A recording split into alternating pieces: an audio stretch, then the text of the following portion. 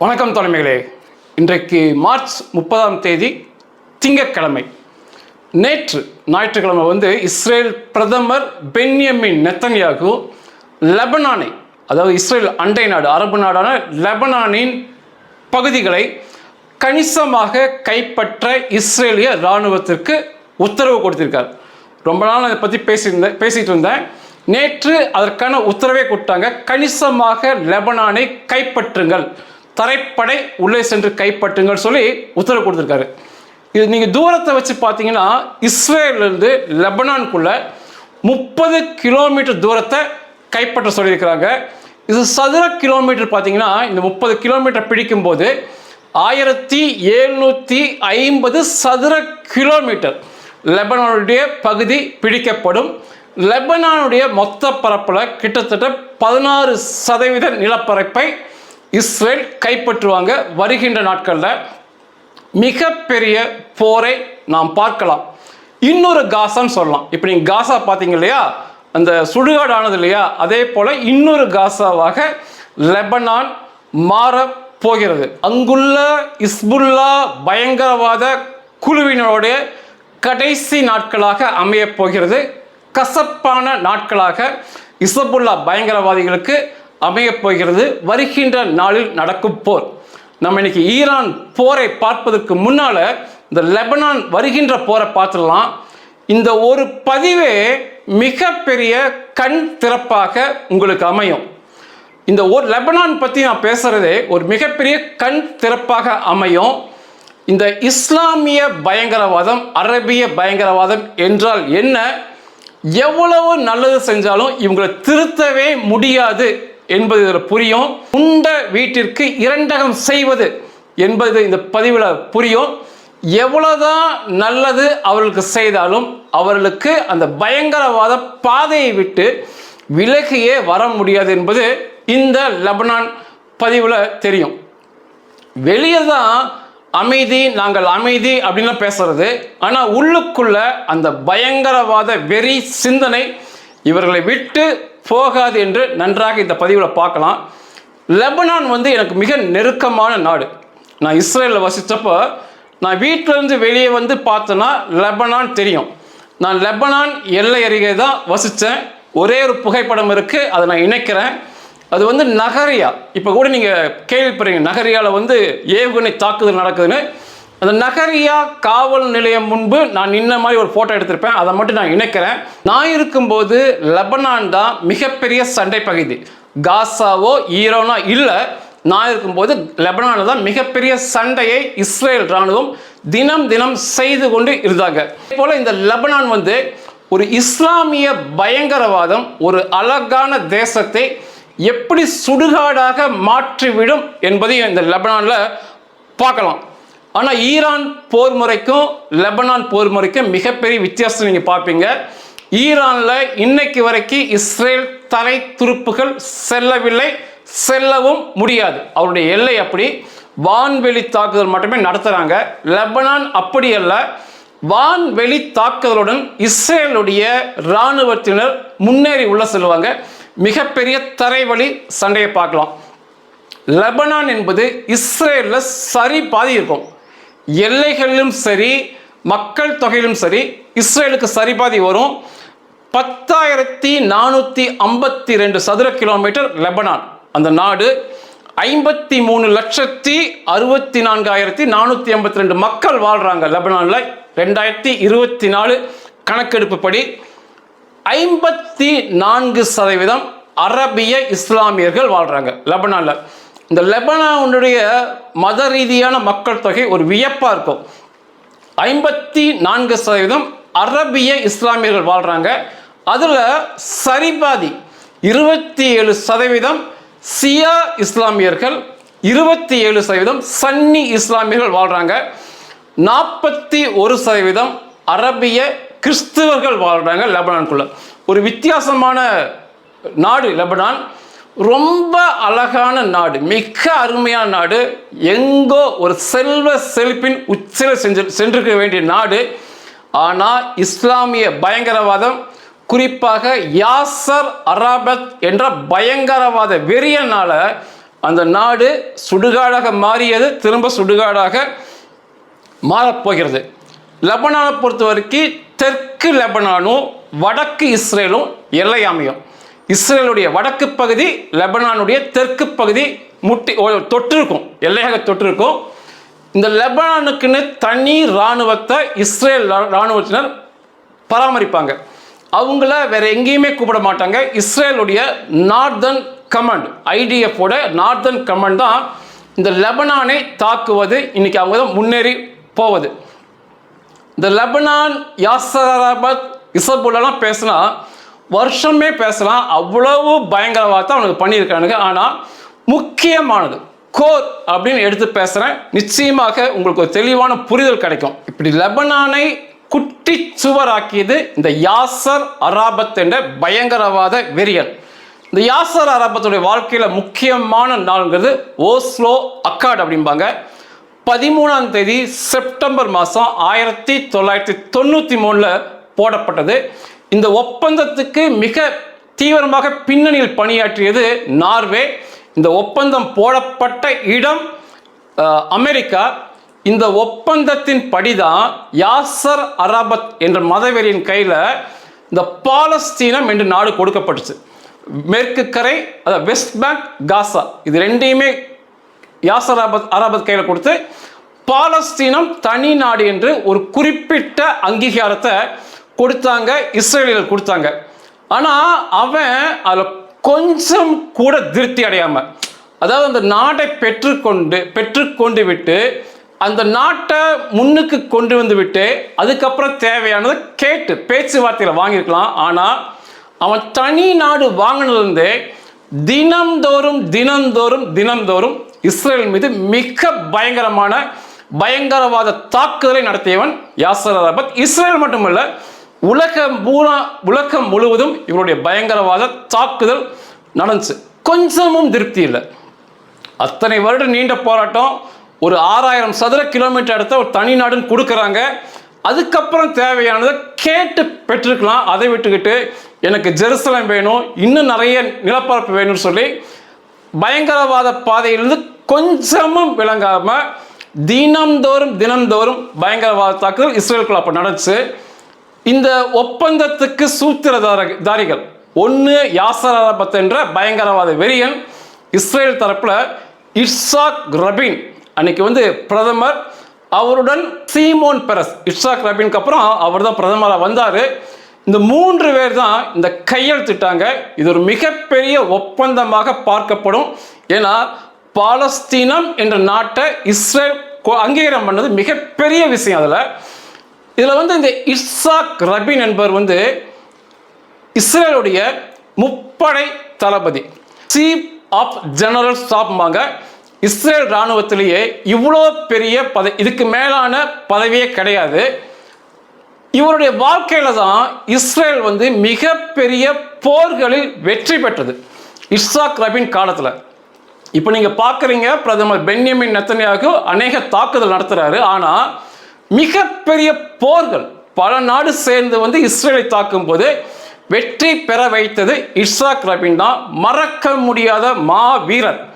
ஆனால் இவர் தான் இந்த அமைதி ஒப்பந்தத்தில் கையெழுத்து போட்டு பாலஸ்தீனத்தை இந்த யாசர் அரபாத் கையில் கொடுத்தாரு. செப்டம்பர் 93 தனி நாடாக கொடுத்தாங்க. 4ஆம் தேதி நவம்பர் மாதம் 1995 வருஷம், அதாவது இந்த ஒப்பந்தம் போட்டு 2 வருஷம் கழிச்சு மிக பரிதாபமாக ஒரு யூத வெறியனால் இட்சாக் ரபின் சுட்டுக் கொல்லப்பட்டார். ஒரு காரில் ஒரு பொதுக்கூட்டத்தை முடிச்சுக்கிட்டு காரில் போகும்போது சுட்டுக் கொல்லப்பட்டார். அவன் என்ன சொன்னான்னா, சுட்டுக்கொண்ட அவன் ஒரு சட்ட கல்லூரி மாணவன், தீவிரவாதம், யூத தீவிரவாதத்தில் இருக்கிறவன். அவனுடைய பெயர் ஈகால் அமீர். அவன் என்ன சொன்னான் அப்படின்னா, தனி நாடு இட்சாக் ரபின் கொடுத்தார் சரி, ஆனால் அதுக்கப்புறம் கொஞ்சம் கூட அமைதி என்று ஒன்று இஸ்ரேலில் அதைவிட பயங்கரமான தாக்குதல், தினந்தோறும் பயங்கரவாத தாக்குதல் நடந்துச்சு. அப்போது இவர் அவங்களுக்கு அந்த நாடு கொடுத்ததே தப்புன்னு தான் சுட்டு கொண்டான். 3 குண்டு கைத்துப்பாக்கில் அவர் சுட்டான். 2 குண்டு அவர் மீது பாய்ஞ்சது, 1 குண்டு மெய் பாதுகாவலர் மேலே பாய்ஞ்சிச்சு. அந்த 2 குண்டுமே இட்சாக் ரபின் நுரையீரலை, லங்ஸ் அப்படிம்பாங்க, நுரையீரலை முற்றாக ஒன்றுமில்லாமல் பண்ணி அதிகமான ரத்தம் வெளியே போனனால அவர் பரிதாபமாக மரணம் அடைஞ்சார். ஒரு முப்படை தளபதி, பல போர்களை வெற்றி பெற வைத்தவர், இஸ்ரேலை வெற்றி பாதைக்கு அழைத்து சென்றவர். இன்னைக்கு அவர் போட்ட பாதையில் தான் பென்யமீன் நெத்தன்யாகு நடந்து கொண்டிருக்கார். அப்படிதான் சொல்லணும். அவர் போர்களில் வெற்றி பெற்றவர், பென்யமீன் நெத்தன்யாகு தாக்குதலில் வெற்றி பெற்றவர். ரெண்டுக்குமே பெரிய வித்தியாசம் இருக்கு. மாவீரர், முப்படை தளபதி பரிதாபமாக நுரையீரல் மொற்றாக வெடிக்கப்பட்டு கொல்லப்பட்டார். அவர் நினைச்சது சமாதானமாக இருக்கலாம், பாலஸ்தீனமும் இஸ்ரேலும் பக்கம் பக்கம் ஒரு தேசமாக முன்னேறி செல்லலாம், அவர்களுக்கு தேவையானது, இன்னும் தேவையானதை கேட்பது, பேச்சுவார்த்தை கொடுக்கலாம்னு நினைக்கும் போது அவனுக்கு இந்த யாசர் அரபத்துக்கு பயங்கரவாதம் ஒன்று தான் தெரியும். பேச்சுவார்த்தை மேல் நாட்டம் இல்லாதவன், எந்த வித நல்லெண்ணம் இல்லாதவன், திரும்ப திரும்ப திரும்ப பயங்கரவாதம், இஸ்ரேல் மீது தாக்குதல் நடத்தி இஸ்ரேலிய வாலிபனாலே அந்த இட்சாக் ரபின் சுட்டுக் கொல்லப்பட்டார். மறக்க முடியாத சம்பவமாக இஸ்ரேலில் பார்க்கப்படும். ஓஸ்லோ அக்காடை இந்த யாசர் அரபத்தின் ஒரு முகத்தை காட்டுவதற்காக சொன்னேன். இந்த இஸ்ரேல் உருவான போது அங்குள்ள ஆக்கிரமிப்பாளர்கள், பாலஸ்தீனியர்கள் என்ற ஆக்கிரமிப்பாளர்கள் சுற்றி ஓடினாங்க. அப்போ லெபனானுக்குள்ள கணிசமாக இஸ்ரேலியர்களுடைய அடிதாங்காம லெபனானுக்குள்ள பூந்தாங்க. லெபனானும் அடைக்கலம் கொடுத்தது. அன்றைக்கு லெபனான் மக்கள் தொகையில் 12% இந்த பாலஸ்தீனிய அகதிகள் தான் இருந்தாங்க. 12%. யாசர் அரபத் அப்போ இந்த இஸ்ரேலை சுற்றி இருக்கும் நாடுகளில் இருந்து செயல்பட்டு கொண்டிருந்தான். மிகப்பெரிய தாக்குதலை உலகம் முழுவதும், இஸ்ரேலுக்குள்ள மட்டுமல்ல உலகம் முழுவதும் நடத்தி கொண்டிருந்தான். அன்றைய காலகட்டம்லாம் நீங்கள் இன்னைக்கு பார்க்குற பயங்கரவாதம்லாம் ரொம்ப கம்மி. அன்னைக்கெல்லாம் உலகத்தையே தெறிக்க விட்டானுங்க. குறிப்பாக இஸ்ரேலுக்குள்ள மிகப்பெரிய தாக்குதல்கள், விமான கடத்தல்கள் நடந்துகிட்டே இருக்கும். மொத்த சூத்திரதாரி யாசர் அரபத் தான். இந்த 1970 காலகட்டத்தில் ஜோர்டானுக்குள்ள இருந்து இந்த பயங்கரவாத வெறியன் யாசர் அரபத் மிகப்பெரிய தாக்குதலை நடத்தி கொண்டிருந்தான். எவ்வளவோ சொல்லி இஸ்ரேல் சொல்லி கேட்கல. 1970களில் ஜோர்டான் மன்னர் இந்த யாசர் அரபத்தை எட்டி வச்சு வெளியனுப்பினார். யாசர் அரபத் அவனுடைய PLO அப்படிம்பாங்க, பாலஸ்தீனியன் லிபரேஷன் ஆர்மியை எட்டி வச்சு வெளியனுப்பினார். ஏன் துரத்தி விட்டார் அப்படின்னா, அந்த ஜோர்டானுடைய பிரதம மந்திரியவே வாசிப் தால் அப்படிம்பாங்க, அவரையவே கொண்டானுங்க இந்த பாலஸ்தீன பயங்கரவாதிகள். இதுதான் உண்ட வீட்டுக்கு ரெண்டகம் செய்வது அப்படிங்கிறது. அதுவரைக்கும் இஸ்ரேல் எவ்வளோ சொல்லி கேட்கல. ஜோர்டான் மன்னர் அவங்க பிரதமரை கொண்ட பிறகுதான் அவனுக்கே கண் திறப்பு வந்துச்சு. அதுவும் இல்லாமல் இந்த ஜெர்மனில் ஒலிம்பிக் போட்டியில் நடத்திய தாக்குதல், பிளாக் செப்டம்பர் என்ற இயக்கம் நடத்தின, பயங்கரவாத இயக்கம் நடத்தினாங்க. அது யாசர் அரபத்தின் ஒரு குழந்தை தான். அதனால இதெல்லாம் பார்த்துட்டு 1970 ஜோர்டானை விட்டு எட்டி வச்சு இந்த யாசர் அரபத் துரத்தி விட்டார். இவன் நேராக எங்கே போனான் அப்படின்னா, அந்த யாசர் அரபத் நேராக லெபனானுக்குள்ளே போய் மொத்த அவனுடைய பயங்கரவாதிகளும் லெபனானுக்குள்ளே பூந்தானுங்க. ஜோர்டான் லெபனான் போனாங்க. லெபனானில் 12% அந்த பாலஸ்தீனிய மக்கள் தான் இருந்தாங்க. அதனால் அவங்க கால் உண்ணுவது ரொம்ப எளிதாக போச்சு. லெபனானுக்குள்ளே போய் லெபனான்லேருந்து இஸ்ரேல் மீது தாக்குதல் நடத்தினான். இவனுடைய பயங்கரவாத முகம் தெரியாமல் அன்றைக்கு லெபனான் அரசாங்கம் அதை அனுமதிச்சாங்க. யாசர் அரபத் உள்ள வரதை அனுமதிச்சாங்க. 1960களிலிருந்து 70 வரைக்கும் அவன் லெபனான்லேருந்து கொஞ்சமாக செயல்பட்டான். 1970லிருந்து 1982 வரைக்கும் யாசர் அரபத் பயங்கரவாத தாக்குதல் 12 வருஷம் உச்சத்தில் இருந்துச்சு. அந்த காலகட்டத்தில் தான் அவன் மிகப்பெரிய பீக்கில் இருந்தான். யாசர் அரபத் பயங்கரவாதத்தில் இவன் லெபனானில் போயிட்டு தனி நாடே உருவாக்கிட்டான். லெபனானுக்குள்ள இன்னொரு லெபனானை யாசர் அரபத் உருவாக்கினான். அவனுக்கென்று காவல்துறை, லெபனானுக்குள்ள அவங்க பாவன் உள்ள விட்டானுங்க. அவனுக்கென்று காவல்துறை, அவனுக்கென்று இராணுவம், அவனுக்கென்று நீதித்துறை, அவனுக்கென்று வரி வசூல் என்று லெபனானுக்குள்ள தனி நாடு நடத்திக்கிட்டு அங்கிருக்க அந்த மக்களை, பாலஸ்தீன அகதிகளை பயன்படுத்தி மிகப்பெரிய தாக்குதல், தினந்தோறும் தாக்குதல் இஸ்ரேல் மேலே நடந்துக்கிட்டே இருந்துச்சு. வான்வெளி தாக்குதலில் திருப்பி இஸ்ரேல் தாக்குனாங்க. ஆனால் அவனுக்கு சரியான பாடம் கற்றுக் கொடுக்க முடியல. அதனால வேற வழியே இல்லைன்னு சொல்லி அன்றைக்கு, இன்னைக்கு நடந்தது போல அன்றைக்கு இஸ்ரேல் ஒரு இராணுவ ஆப்ரேஷன் வந்து லெபனான் மேலே பண்ணாங்க. அதுக்கு பெயர் வந்து ஆப்ரேஷன் பீஸ் ஃபார் கலிலி என்ற பெயரில் பண்ணாங்க. இதில் வந்து அந்த லெபனானுக்கு ஆதரவாக லெபனான் மற்றும் யாசர் அரபத் பயங்கரவாத கும்பல் மற்றும் சிரியாவுடைய இராணுவ வீரர்கள் 3 பேர் அங்கே இருந்தாங்க. இஸ்ரேல் தரப்பில் இஸ்ரேல் இராணுவம் SLA அப்படிம்பாங்க, சவுத் லெபனான் ஆர்மி மற்றும் லெபனான் ஸ்ட்ரைக்கிங் ஃபோர்ஸ் அப்படிம்பாங்க. இது முழுக்க கிறிஸ்தவர்கள் இருந்த ஒரு போராளி குழு. இந்த 3 பேர் சேர்ந்து லெபனானுக்குள்ள உள்ள போய் பயங்கர தரைவழி சண்டை நடந்துச்சு. 6ஆம் தேதி ஜூன் மாதம் 1982 வருஷம் இதே போல இஸ்ரேல் நாங்கள் லெபனானுக்குள்ள தாக்குதல் நடத்தணும் சொல்லி உள்ள போனாங்க. 29ஆம் தேதி செப்டம்பர் மாதம் 1982 இந்த சண்டை முடிஞ்சது. மிக பெரிய அளவு லெபனான் சுடுகாடாக மாறியது. லெபனானுடைய தலைநகர் பெய்ரூட் அப்படிங்கிறாங்க இல்லையா, அதையவே கைப்பற்றினாங்க.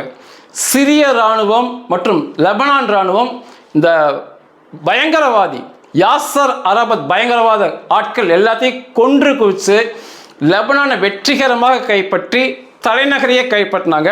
அப்போ யாசர் அரபத் அந்த கும்பல் மேலே லெபனான் வந்து மிகப்பெரிய அழுத்தத்தை கொடுத்தாங்க. லெபனான் மக்களும் அழுத்தத்தை கொடுத்தாங்க.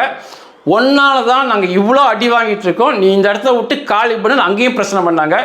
இதுக்கு ஒரு இதில் வந்து முத்தாய்ப்பாக முற்றுப்பெரும் சம்பவமாக ஒரு மிகப்பெரிய இனப்படுகொலை லெபனானுக்குள்ள நடந்துச்சு. சப்ரா அண்டு சத்தில்யா அப்படிம்பாங்க. இந்த இரண்டுமே இந்த பாலஸ்தீன அகதிகள் முகாம் இருந்த பகுதி. அதுக்குள்ள வந்து செப்டம்பர் 1982 16ஆம் தேதியிலிருந்து 18ஆம் தேதி வரைக்கும் ஒரு 1.5 நாள் 2 நாள் அந்த அகதிகள் முகாமில் போய் இஸ்ரேல் இராணுவ ஆதரவு பெற்ற லெபனானில் செயல்பட்ட கிறிஸ்துவ போராளி குழுன்னு சொல்லவே முடியாது, ஏன்னா கொல்லப்பட்டதெல்லாம் பொதுமக்கள் தான். அந்த 2 அகதிகள் முகாமில் போய் 3500 5000 பொதுமக்களை மிகப்பெரிய அளவு இனப்படுகொலை பண்ணாங்க. மிகப்பெரிய அளவு பண்ணாங்க. அதை தாண்டி மரண எண்ணிக்கை போயிருக்கும். அடுத்த நாள் காலைல போய் பார்க்கும்போது பிணங்களாக அந்த அகதிகள் முழுவதும் இருந்துச்சு. இது ஒரு மிகப்பெரிய பிரச்சனையை லெபனானுக்குள்ளே கொண்டு வந்துச்சு. ஒன்னால தான் இவ்வளோ பிரச்சனை லெபனானுக்குள்ள ஆகுது, நீ முதல்ல இந்த இடத்த விட்டு காலி பண்ணு சொல்லி யாசர் அரபத் என்ற பயங்கரவாத வெறியன் அடித்து துரத்தப்பட்டு அவனுடைய 22,000 பயங்கரவாதிகளோட வெளியே போனான். ஆனால் அது வெளியே போக விட்டது மிகப்பெரிய இஸ்ரேல் இராணுவம் பண்ணி மிகப்பெரிய தப்புன்னு தான் நான் சொல்லுவேன். அவனுக்கு வந்து முற்றாக இஸ்ரேல் இராணுவத்தால் முற்றுகையிடப்பட்டு இந்த இஸ்ரேல் இராணுவத்தை விட அந்த லெபனானில் இருந்த சவுத் லெபனான் ஆர்மி மற்றும் அந்த கிறிஸ்துவ போராளி குழுக்கள் தேடி பிடிச்சி கொண்டுட்டு இருந்தாங்க இந்த யாசர் அரபத் பயங்கரவாத குழுவை, PLOவை. அப்போ அமெரிக்கா தலையிட தேவையில்லாத அமெரிக்காவோட தலையிட அன்னைக்குமே அந்த 22,000 பேர்த்த பத்திரமா வெளியே போறதுக்கு நாங்கள் பொறுப்பு, நீங்கள் இந்த சண்டை நிறுத்தம் சரண்டர் அறிவிச்சுட்டு வெளியே போயிருங்க அப்படிங்கும் போது யாசர் அரபத்துக்கு இது ஒரு தித்திக்கும் வாய்ப்பாக இருந்துச்சு. அதை மட்டும் அமெரிக்கா எனக்கு செய்யலை அப்படின்னா அந்த 22,000 பேர்த்தையும் படுகொலை செய்திருப்பாங்க.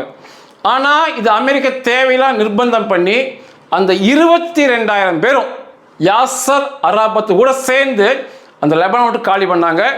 அவங்க எல்லாமே அமெரிக்க ஏற்பாடின்படி பக்கத்தில் இருக்க பிற அரபிய நாடுகள் Algeria, Tunisia, Sudan, Yemen, Iraq, Jordan, Syria இந்த நாடுகளுக்கு இந்த 22,000 பேரும் கணிசமாக போனாங்க. இதில் வந்து துனிசியா கூட தான் இந்த பயங்கரவாத வெறியன் யாசர் அரபத் உள்ள போனான். இப்போ இந்த சண்டையில் மாபெரும் வெற்றியை இஸ்ரேல் இராணுவம் பதிவு பண்ணாங்க.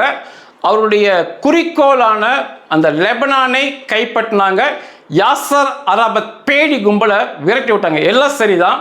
ஆனால் அந்த முழு லெபனான் விட்டு வெளியே வராமல் எதிர்காலத்தில் இதை போன்ற தாக்குதல் நடக்கும் என்பதால் அந்த லெபனானில் ஒரு கணிசமான பகுதியை கைப்பற்றி, சவுத் லெபனானில் கைப்பற்றி இஸ்ரேல் ராணுவம் தங்களுடன் வச்சிருந்தாங்க. அதுக்கு பேர் செக்யூரிட்டி பெல்ட் அப்படிம்பாங்க, அல்லது செக்யூரிட்டி ஜோன், பாதுகாக்கப்பட்ட பகுதி.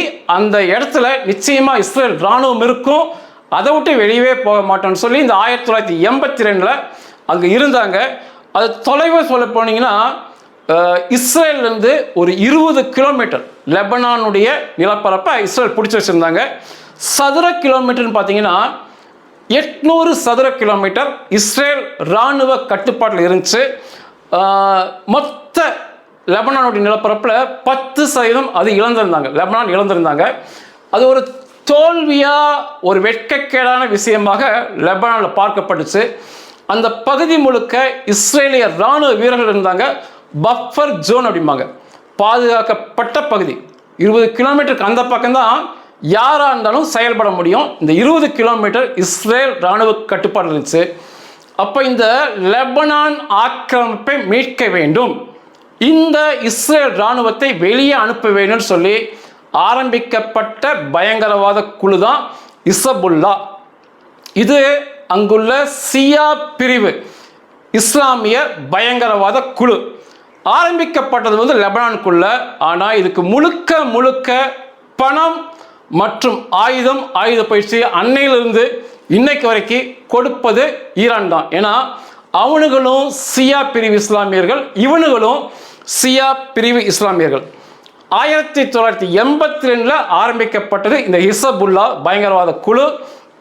இதோட முதல் தலைவன் சுபி அல் துஃபாயில் அப்படிம்பாங்க. இவன் நீண்ட காலமாக இல்லை. அதற்கடுத்து தலைவனாக வந்தவன் அப்பாஸ் அல் மொசாவி அப்படிம்பாங்க.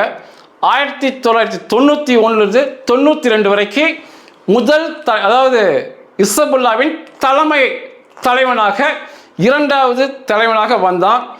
இவனை வந்து இஸ்ரேல் இராணுவம் அப்பாச்சி கன்ஷிப், அந்த அப்பாச்சி ஹெலிகாப்டர் மூலமாக ஏவுகணை அனுப்பி இவனை சிதைச்சு கொண்டாங்க. இவனோடு சென்ற 3 கார் மற்றும் இன்னும் சிலதெல்லாம் ஏவுகணை தாக்குதலை இல்லாமல் போச்சு. இவன் மனைவி, இவனுடைய 5 வயது மகன் அந்த தாக்குதலில் கொல்லப்பட்டாங்க. எண்ணற்ற மெய் பாதுகாவலர்கள், அந்த பகுதியில் சென்ற மக்கள் கொல்லப்பட்டாங்க. இந்த தாக்குதல் மிக பெருசாக பார்க்கப்படுது. இவனுக்கு வந்து மிகப்பெரிய பள்ளி தர்கா அப்படிம்பாங்க கட்டியிருக்கிறாங்க இந்த அப்பாஸ் அல் முசாவிக்கு. இவனுக்கு அடுத்து வந்தவன் தான் மறக்க முடியாத நபர் ஹிஸ்புல்லாக்கு, ஹாசன் நஸ்ருல்லான்னு வந்தான். 1992 2024 வரைக்கும் 32 வருஷம் தலைவனாக ஹிஸ்புல்லாக்கு அவன் செயல்பட்டான். ஹிஸ்புல்லா காலகட்டத்தில் அந்த பஃபர் ஜோன், அந்த 800 சதுர கிலோமீட்டர் இஸ்ரேல் பிடிச்சிருந்த பகுதியில் இஸ்ரேலிய இராணுவ வீரர்கள் இருந்தாங்க. அந்த சமாதான பேச்சுவார்த்தைக்காக சமாதானம் வரணும்னு சொல்லி ஐக்கிய நாட்டு சபைகளின் இராணுவ வீரர்கள் இருந்தாங்க. இஸ்ரேல் என்ன சொல்லுவாங்கன்னா, இந்த ஐக்கிய நாட்டு சபைகளின் இராணுவம் முழுக்க முழுக்க ஹிஸ்புல்லாக்கு ஆதரவாக செயல்படுன்னு சொல்லுவாங்க. எண்ணற்ற சண்டைகள் இந்த காலகட்டத்தில் அங்கே நடந்துச்சு. மிகப்பெரிய போர்களும் அந்த சமயத்தில் நடந்துச்சு. ஒவ்வொரு தடவை சண்டைகள் நிறுத்தும் போது ஐக்கிய நாட்டு சபை என்ன சொல்லுவாங்கன்னா, இஸ்ரேல் அந்த பகுதியை விட்டு வெளியேறி விட வேண்டும். அது வந்து லெபனானுடைய பகுதி, நிச்சயமாக வெளியே போகணும். லெபனான் வந்து இந்த ஹிஸ்புல்லா என்று ஒரு பயங்கரவாத குழு இருக்கக்கூடாது, அவர்கள் முற்றாக களையப்பட வேண்டும். இது ரெண்டை எப்பவுமே சொல்லிட்டு இருப்பாங்க. 2000 மே மாதம் 25 நான் இப்போ இஸ்ரேலுக்குள்ளே இருக்கேன். அந்த லெபனானில் அந்த 800 சதுர கிலோமீட்டர் ஆக்கிரமிப்பு பகுதியிலிருந்து முற்றாக வெளியே இஸ்ரேல் ராணுவம் வெளியே வந்துச்சு. நான் இஸ்ரேலேருந்து பார்க்கும்போது 1 மில்லிமீட்டர் கூட அவங்க பிடிக்கலை. முற்றாக அவங்க இராணுவத்தை வெளியெடுத்து அங்கே மிகப்பெரிய கம்பி வேலி இருக்கும், கேட் இருக்கும். அந்த கேட்டுக்கு இந்த பக்கம் இஸ்ரேல் ராணுவம் வந்து பூட்டி சாவி எடுத்துக்கிட்டாங்க. நீண்ட நாள் ஹிஸ்புல்லா மற்றும் லெபனானின் கோரிக்கையான அந்த ஆக்கிரமிப்பு நீங்க வேண்டும் என்பது முற்றாக நிறைவேறியது. இஸ்ரேல் ராணுவம் வெளிவிட்டாங்க 2000. ஆனால் அது ஐக்கிய நாட்டு சபைகள் சொன்னதுபடி ஹிஸ்புல்லா என்ற பயங்கரவாத குழு அதுக்கப்புறம் இருக்கக்கூடாது, அவங்க ஆயுதத்தை வச்சிருக்கக்கூடாது. ஆனால் ஒரே ஒரு துப்பாக்கி குண்டை கூட அவனுக்கு ஒப்படைக்கலை. அது ஐக்கிய நாட்டு சபை ஏன்னு கேட்கல, உலக நாடுகளும் ஏன்னு கண்டிக்கல. ஏன்டா அதுதான் இஸ்ரேலுக்கான வெளியே வந்துருச்சுல, நீ எல்லாத்தையும் கொடுத்துக்கிட்டு ஒரு பொதுமக்கள் வாழ்க்கைக்கு போகலாம்ல, இல்லை அரசியல் பாதைக்கு போகலாம்ல அப்படின்னா அதை எதையுமே இசபுல்லா கேட்கல. லெபனான் சொல்லியும் கேட்கல, சர்வதேச நாடுகள் சொல்லி கேட்கல, ஐக்கிய நாட்டு சபை சொல்லி கேட்கல, அமெரிக்கா சொல்லி கேட்கல, யார் சொல்லி கேட்கல. அவனுக்கென்று ஒரு ராஜாங்கம் அங்கே நடந்துச்சு. எப்படி யாசர் அரபாத் தனி லெபனான் நடத்தினானோ அதே போல் ஹாசன் நசருல்லா அந்த யாசர் அரபாத்தை தாண்டியே நடத்தினான். அவனுக்கென்று காவல்துறை, இசபுல்லாக்கென்று இராணுவம், இசபுல்லாக்கென்று ராக்கெட் தொழிற்சாலைகள், ட்ரோன் தொழிற்சாலைகள், இசபுல்லாக்கென்று சுரங்கங்கள், இசபுல்லா ஆட்களுக்கு பயங்கரவாதிகளுக்கு மாத சம்பளம், சண்டையில் மரணம் அடைந்தால் மிகப்பெரிய தொகை, உதவித்தொகை. மாத சம்பளம் எப்படி சொல்லுவாங்கன்னா லெபனான் இராணுவத்தை விட 4 மடங்கு அதிக சம்பளம் இந்த இசபுல்லா பயங்கரவாத குழுக்கு இன்னைக்கு வரை கொடுத்துக்கிட்டு இருக்காங்க. இசபுல்லாக்கென்று பென்ஷன் கொடுத்தானுங்க, வானொலி நிலையம், தொலைக்காட்சி நிலையம், வரி வசூல். இது இந்த லெபனான் அரசாங்கத்தில் 15 எம்பி மெம்பர் ஆஃப் பார்லிமெண்ட் இசபுல்லாலேருந்து போயிருந்தாங்க. ஒரு தேசத்துக்குள் இன்னொரு தேசம் சொல்லப்போனால் இந்த ஆசன் நஸ்ருல்லா பீக்கில் இருந்தப்ப 1,00,000 பயங்கரவாதிகள் இசபுல்லா இருந்தாங்க.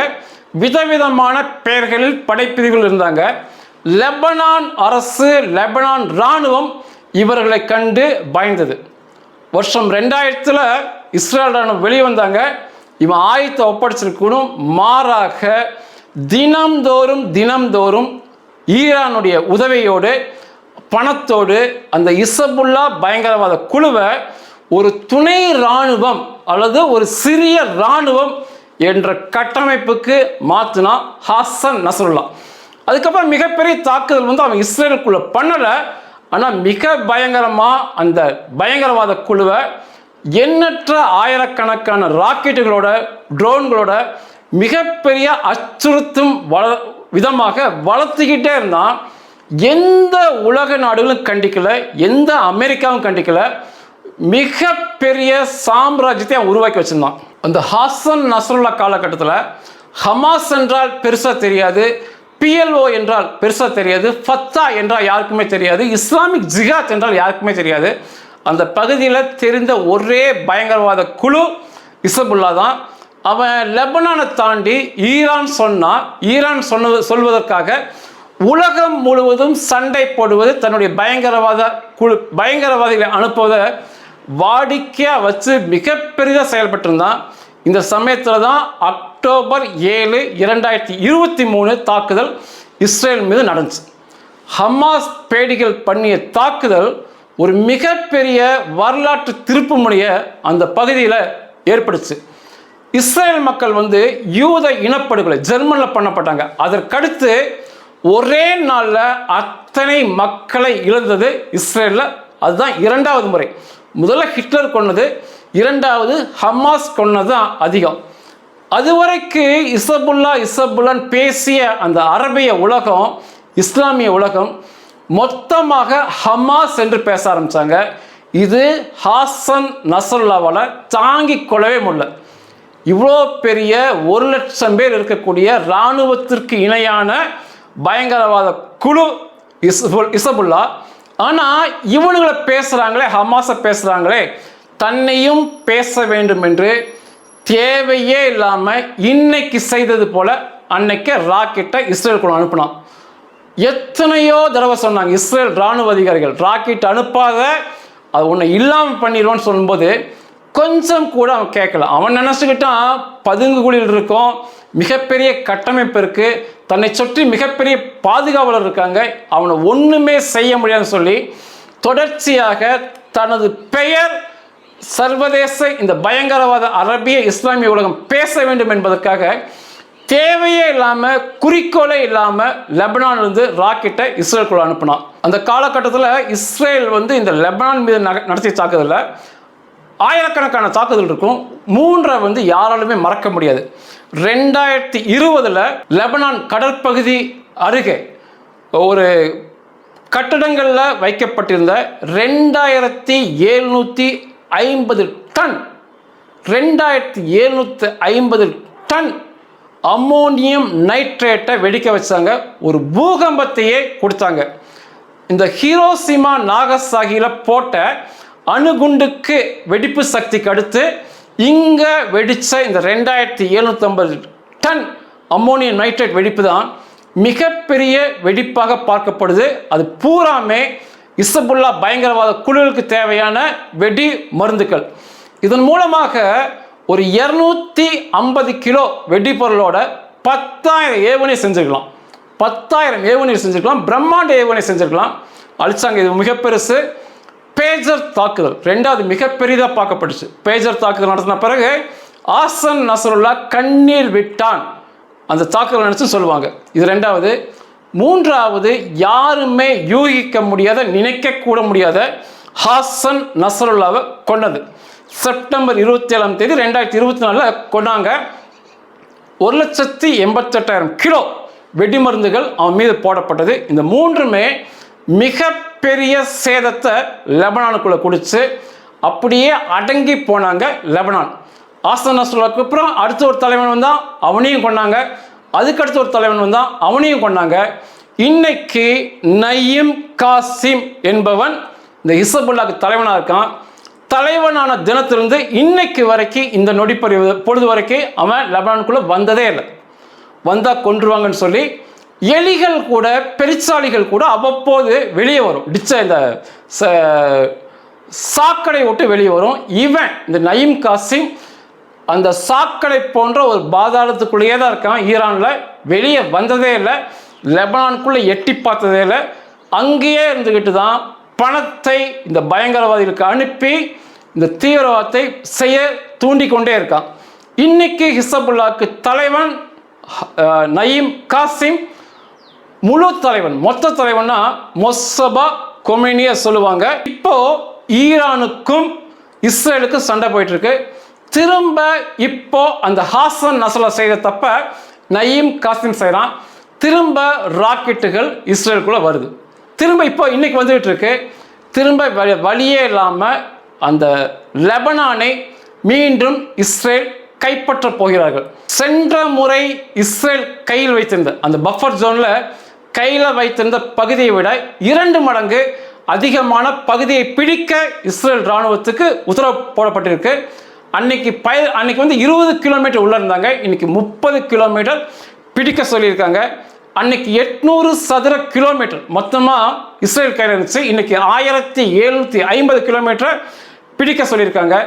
அன்னைக்கு 10% லெபனானை இஸ்ரேல் பிடிச்சாங்க. இன்னைக்கு 17% பிடிக்க சொல்லியிருக்காங்க. இஸ்ரேல் இராணுவம் தரை வழியாக முன்னேறி கொண்டிருக்காங்க.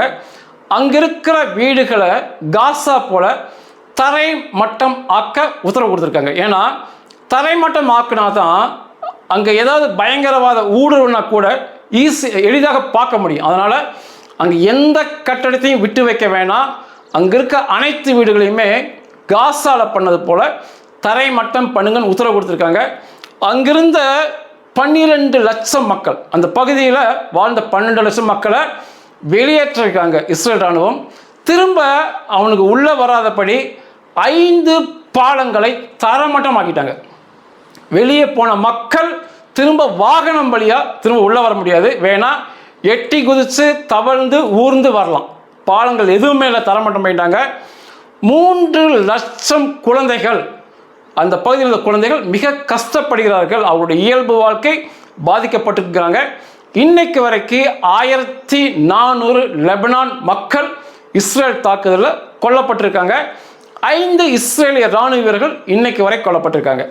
இதுதான் லெபனானுடைய வரலாறு. ஒரு இஸ்லாமிய பயங்கரவாதம் ஒரு தேசத்தை எவ்வளவு சின்ன பின்னப்படுத்தும். இந்த பயங்கரவாத பிரியர்களுக்கு என்ன கொடுத்தாலும் பத்தாதுன்னு திரும்ப சண்டைக்கு தான் வருவானுங்க. உண்ட வீட்டுக்கு ரெண்டகம் பண்ணுவானுங்க. எவ்வளோதான் அவனுக்கு ஒரு தனி நாடு கொடுத்தாலுமே அது பத்தாது, திரும்ப பயங்கரவாதம் பண்ணுவாங்கன்னு சொல்லி இந்த லெபனான், இந்த யாசர் அரபத், இந்த ஹிஸ்புல்லா, ஹாசன் நஸ்ருல்லா, இந்த நயீம் காசிம் இவங்கெல்லாம் நிரூபிக்கும் ஆட்கள். இவங்களுக்கு என்ன நல்லது செஞ்சாலும் சரி பயங்கரவாத பாதையை விட்டு இவனுக்கு வெளியவே வரமாட்டானுங்க. இவனுக்கு அடிப்படை சிந்தனையிலேயே கோளாறு இருக்குது. இவனுங்களை கொல்வது மட்டுமே, இவருடைய இருப்பிடங்களை தரை மட்டம் செய்வது மட்டுமே ஒரு சிறந்த வழியாக இருக்கும். வருகின்ற நாட்களில் மிகப்பெரிய தாக்குதல், தரைவழி தாக்குதல் லெபனானுக்குள்ள நடந்துக்கிட்டே இருக்கும். நிச்சயமாக பதிவு பண்ணுறேன். யார் மீது தப்புன்னு சொல்லி நீங்களே யூகம் பண்ணுங்கள். நன்றிகள்.